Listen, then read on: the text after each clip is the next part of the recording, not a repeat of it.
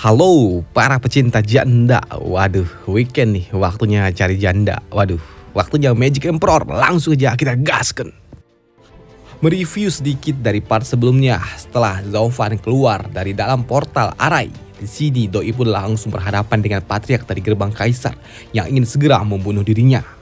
Tapi hal itu pun tidak dapat dilakukan oleh Patriark karena di atas sana ada Pak Tuwali yang pasang badan untuk melindungi Zauvan.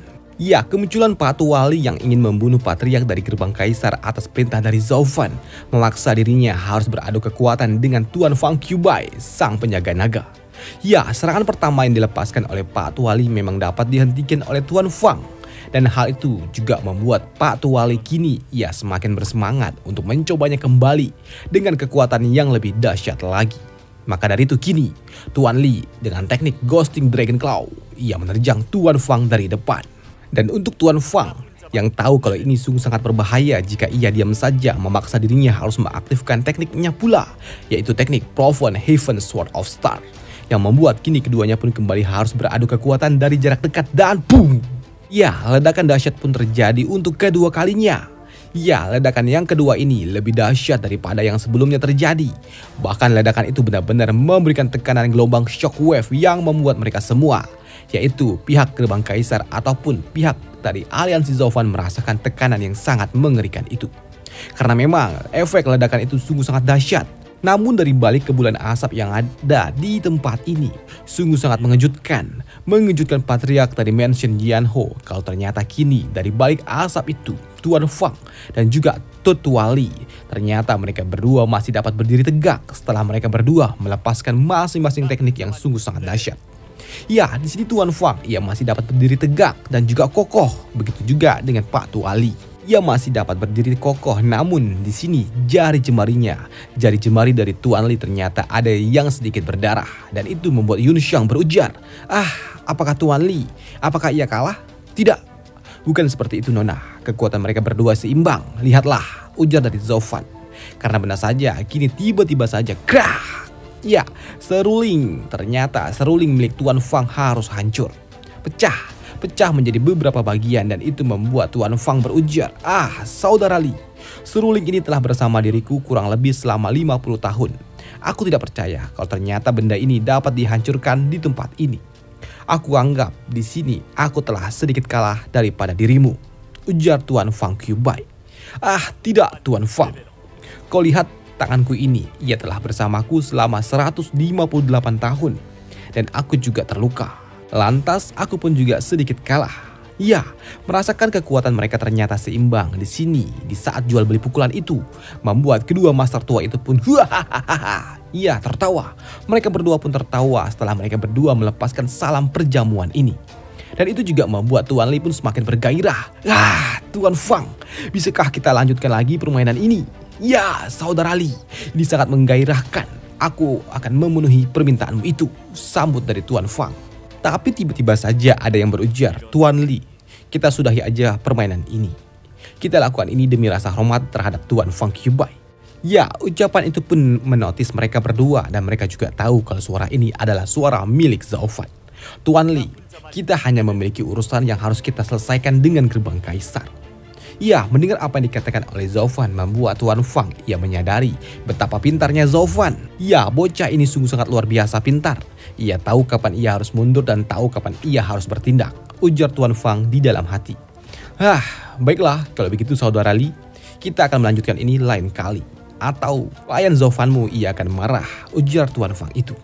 Ya, di sini Tuan Li pun paham apa maksud dari Tuan Fang Qiubai yang ingin memancing dirinya agar bertindak seolah-olah ia tidak tunduk di bawah Zauvan. Tapi sungguh terkejutnya Tuan Fang ketika ia melihat Tuan Li. Ia harus membalikan badan dan ia juga berujar, baiklah, karena pelayan Zauvan telah berkata seperti itu, aku tidak memiliki pilihan lain selain melanjutkan hal ini lain hari, ujar Pak Tuwali itu. Hei, melihat Tuan Li yang tidak dapat bertindak dan tidak membantah ucapan dari Zauvan membuat Tuan Fang ia berujar di dalam hati, tidak, aku tidak percaya dengan hal ini. Aku telah memancing dirinya. Aku memancing Li Jiantian untuk melihat kalau ia memang serius mengikuti iblis kecil itu. Tapi ternyata saudara Li, ia benar-benar tidak dapat membantah perintah dari Zauvan. Selain itu, sikapnya juga sungguh sangat tenang. Ini sungguh sangat aneh. Ini terlihat seperti ia mengikuti Zaufan adalah hal yang normal. Dan ia juga terlihat sungguh sangat patuh terhadap iblis kecil itu. Ya, kualifikasi Zaufan sebagai pemimpin benar-benar telah berkembang dengan sangat cepat. Ini bukan lagi membuat orang lain mengambil sisinya, tapi lebih tepatnya membuat orang lain hebat bisa datang ke sisinya. Ini sungguh sangat luar biasa hebat. Bocah itu ia telah mengambil vena naga secara kebetulan dan memiliki kekuatan untuk menjadi seorang kaisar. Serta ia telah dipilih oleh surga. Ini terlalu menakutkan, ujar Tuan Fang di dalam hati. Tapi tiba-tiba saja Doi pun tersentak ketika ada yang berujar, "Tuan Fang, kau sangat cepat dalam menghentikan serangan dari Tetua Wali. Kau memanglah Divine Dragon sejati." Yang mulia kaisar benar-benar membuat keputusan yang sangat tepat. Telah mengirimmu ke kota Dragon Cloud. Ya, mendengar apa yang dikatakan oleh Zaufan kepada dirinya membuat Tuan Fang pun sadar kalau sebenarnya, ya, bocah ini ia meledekku karena aku tidak mencoba untuk mencegah serangan dari para patriark yang sebelumnya. Tapi aku malah bereaksi ketika Li Jiantan yang mencoba untuk menyerang Huang Futian Yuan. Ini memang jelas kalau aku memang menginginkannya mati di tempat ini. Dan alasan aku mengatakan kalau aku harus menjaga ketentraman di kota Dragon Cloud. Ini hanyalah sebuah alasan terbaik bagi diriku yang dapat aku katakan. Dan bocah iblis ini, ya tentu saja, ia mulai saat ini dirinya mungkin saja akan menganggapku sebagai musuh. Dan apa yang ia lakukan menyuruh Li Jiantan untuk menyerang Huang Futian Yuan, ternyata itu adalah suatu trik yang ia gunakan hanya untuk melihat tentang apa yang akan aku lakukan. Iblis kecil ini, ia sungguh sangat luar biasa. Ya, di sini Tuan Fang pun paham kalau ternyata apa yang dilakukan oleh Zaufan memiliki banyak arti di setiap tindakannya. Sedangkan untuk Zaufan, sebelum ia pergi dari tempat ini, ia juga sempat berhenti sejenak dan ia juga berujar, Tuan Leng Wuchen, aku akui kali ini aku telah kalah. Tapi ingat, permainan ini baru saja dimulai. Mari kita bersenang-senang lain waktu. Ya, mendengar apa yang dikatakan oleh Zaufan kalau ini adalah awal dari permainan membuat Tuan Leng Wuchen pun syok. Karena ia tahu di permainan ini ia telah kalah telak. Dan bagaimana bisa ia menghadapi Zaufan nantinya. Selain itu juga di sini Perdana Menteri Zugi ia juga berujar, Tuan Leng Wuchen, kali ini kau sepertinya kau telah benar-benar mengganggu harimau yang sedang tertidur. Ya, di sini Tuan Leng pun paham kalau ia telah tamat. Bahkan ia juga tidak dapat membantah kata-kata dari Zaufan ataupun kata-kata dari Perdana Menteri Zugi. Dan ia hanya dapat berdiam diri, menahan emosi dengan tubuh yang gemetar. Namun untuk menengahi ini semua, di sini Marshal Dugu ia pun bergerak dan ia juga berujar, baiklah, semuanya yang ada di dalam event pertarungan ini telah usai. Event ini telah ada sejak ribuan tahun. Dan dendam di dalam kompetisi tidak boleh dibawa keluar. Kedua keluarga, jika kalian masih ingin menyelesaikan masalah ini, tunggu dulu sampai event pertarungan ini diadakan kembali, ujar Marshal Dugu. Ya, di sini untuk Zaufan, ia hanya dapat tersenyum saja. Namun tiba-tiba saja di sini Yun Hai pun berujar, "Gerbang Kaisar, dengarkan aku. Mulai saat ini kalian adalah musuh bagi klan Luo." Ya, apa yang dikatakan oleh Yun Hai benar-benar membuat mereka, yaitu aliansi Zaufan, syok. Ia takut kalau Yun Hai benar-benar mendeklarasikan perang langsung. Dan itu benar-benar akan membuat mereka semua, aliansi ini terlibat di dalam peperangan saudara nantinya. Maka dari itu, pelayan Zaufan, Yun Hai, ia adalah tuan muda dari klan Luo. Kenapa ia berujar demikian? Tanya patriark. Ya, memangnya kenapa? Ada apa? Apakah ada masalah dengan kata-kata dari tuan muda kami? Klan Luo kami memang memiliki alasan. Sesuai dengan apa yang dikatakan oleh tuan muda kami. Mulai sekarang, Gerbang Kaisar adalah musuh bagi keluarga Luo. Ya, mendengar apa yang dikatakan oleh Yun Hai dan juga Zaufan membuat patriark dari Gerbang Kaisar pun berujar, bocah-bocah zaman now, mereka memang sangat aneh, mereka sangat sombong. Apakah kau pikir seorang Master Radian tingkat puncak dapat melindungi keluarga Luo? Kalian sangat lucu. Kau mungkin saja dapat menakut-nakuti keluarga lainnya, tapi jangan kau kira kau bisa melakukan hal itu kepada kami. Tanya saja kepada Pak Tua yang ada di sebelahmu itu tentang betapa kuatnya kami. Kalian tidak akan pernah bisa melawan sejarah 1000 tahun kami ini.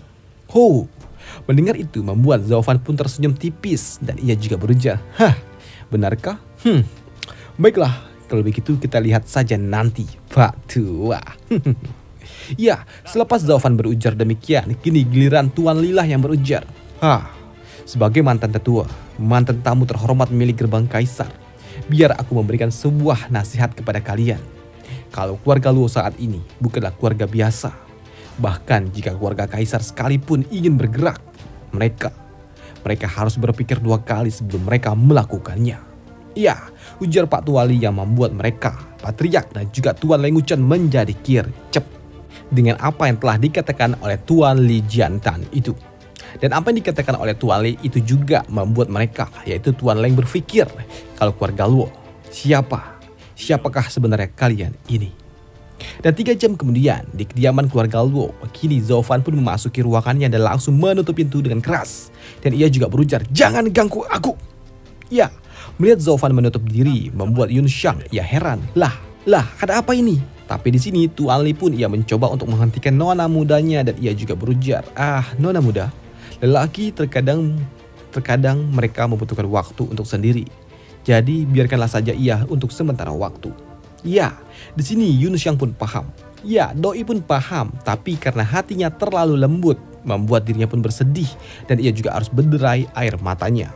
Sedangkan untuk Zaufan sendiri, ya, di sini Zaufan pun menyesal karena rencananya ternyata tidak semua berjalan lancar.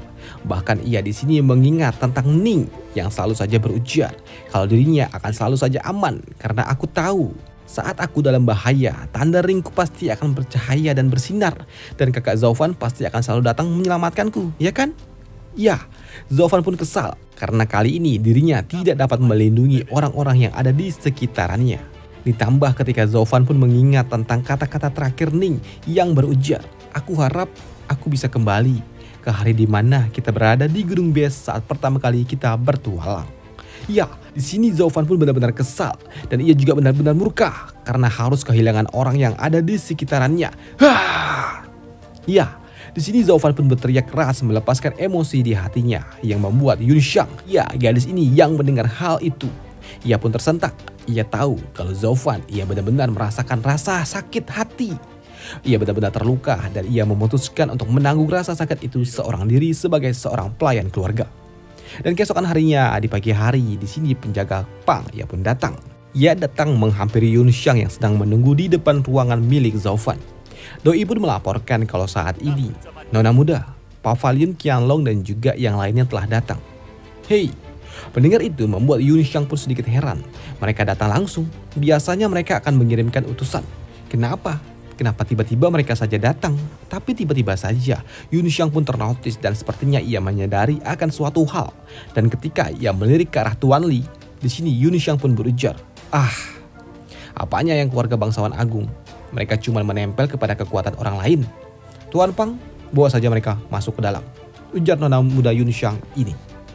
Dan beberapa saat kemudian, kini rombongan itu pun datang memasuki kediaman keluarga Luo. Dan kali ini yang datang ternyata semuanya seluruh aliansi milik Zaufan yang dipimpin oleh si nenek seksi ini, yang diikuti oleh seluruh patriark dan juga tuan muda serta para tetua keluarga bangsawan agung.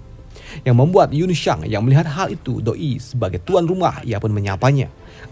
Para patriark, maafkan saya sebelumnya sedang sibuk. Tolong maafkan saya karena tidak dapat menyambut secara langsung. Ya, tidak apa-apa nona muda. Bagaimana kondisi Zaufan? Tanya si nenek seksi ini. Iya, sebenarnya ini juga sangat mengganggu diriku. Saat ini ia juga sedang mengurung dirinya seharian. Dan saat ini juga aku juga sedang menunggu dirinya dan aku juga sangat mengkhawatirkannya pula. Namun di sini mereka semua pun langsung berujar, salam tetua Li. Ya, mereka semua pun menyapa Pak Tuali yang merupakan master kuat milik keluarga Luo yang sedang menjaga tempat ini. Dan melihat aura milik Pak Tuali membuat bocah Long ini ia berujar, wah, ternyata ini adalah seorang petarung tingkat puncak. Walaupun kami mencoba menerobos, kami pasti tidak akan pernah bisa melewatinya jika ia dijaga oleh orang atau master tua seperti ini. Begitu juga dengan Tian Xiang. Hanya ada satu cara untuk dapat membuat seorang master maniak seni bela diri tunduk kepada orang lain, dan cara itu adalah dengan cara kekuatan. Maka dari itu, kau, Zaufan, kau sungguh sangat luar biasa. Sedangkan untuk si nenek seksi ini, Doi pun berujar, nona muda Luo, Apa mungkin kami bisa bertemu dengan pelayan Zaufan? Kami memiliki urusan yang harus kami bahas, ujar si nenek seksi ini.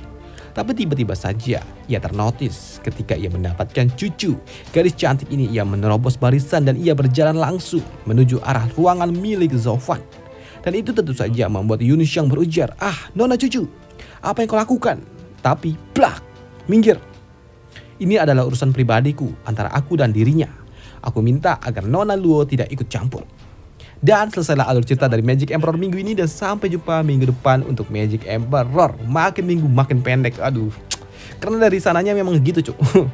Dan apakah minggu depan para ciwi-ciwi ini akan bertarung saling jambak-jambakan untuk mendapatkan hati Zaufan? Tentu saja tidak. Ya, ini ada spoiler dikit nih. Minggu depan Zaufan ia akan bertemu dengan master yang sangat kuat. Bahkan kekuatannya tidak akan kalah kuat daripada kekuatan dari Gus Santong. Karena memang kekuatannya ada di atas tingkatan ranah dewa. Ini kan ranah dewa nih, di atasnya tuh. Ya gitulah. Dan sampai jumpa di video selanjutnya untuk Magic Emperor minggu depan. Dan sampai jumpa, bye. Jangan tanya pendek-pendek kenapa. Ya karena memang dari sananya pendek. Jadi aing bingung gitu. Kalau ditambah-tambah kan nanti jadinya nggak masuk apa itu kan, nambah-nambah nggak jelas itu. Jadi yang ngikutin aja alurnya. Dan sampai jumpa di video selanjutnya. Bye, thank you.